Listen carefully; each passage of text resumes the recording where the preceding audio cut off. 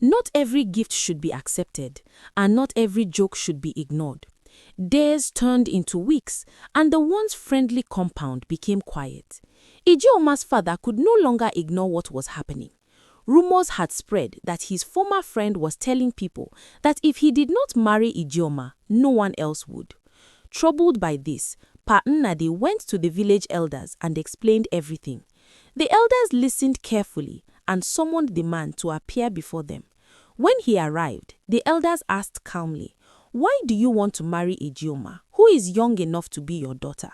The man answered confidently, "For many years I supported her family. I brought gifts, helped her father, and stood by them in difficult times. My actions showed my intentions." One elder shook his head. Support given freely should not come with hidden expectations.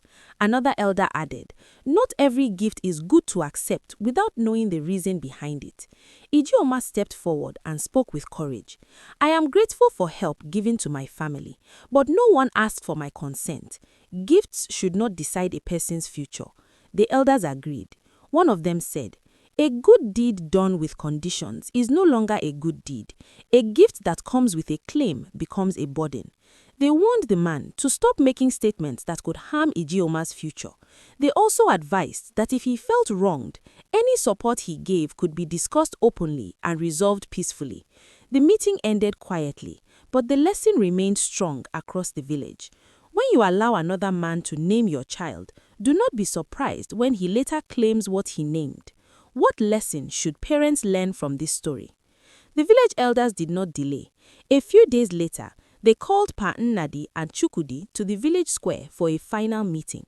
The air was calm, but the matter was serious. Elder Okonkwo spoke first.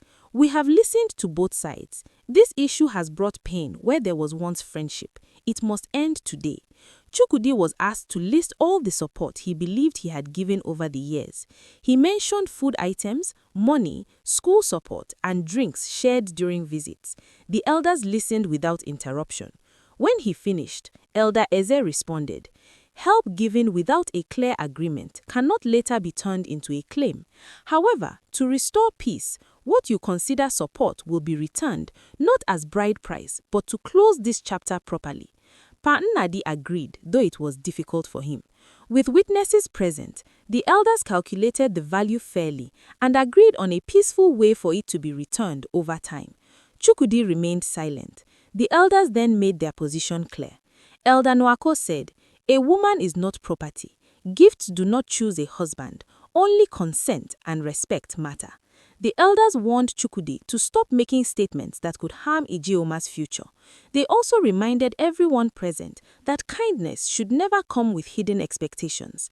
Ijeoma stood beside her father, calm and confident. For the first time since the matter began, Pa Nnadi felt relief. The burden of silence had lifted.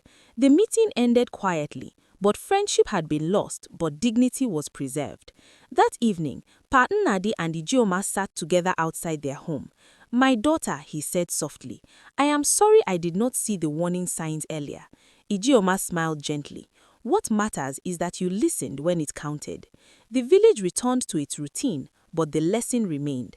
Not every gift should be accepted without understanding the intention behind it. What is ignored today may demand payment tomorrow. Share your thoughts in the comments below. Please follow this page, like, comment, and share. Thank you. The end.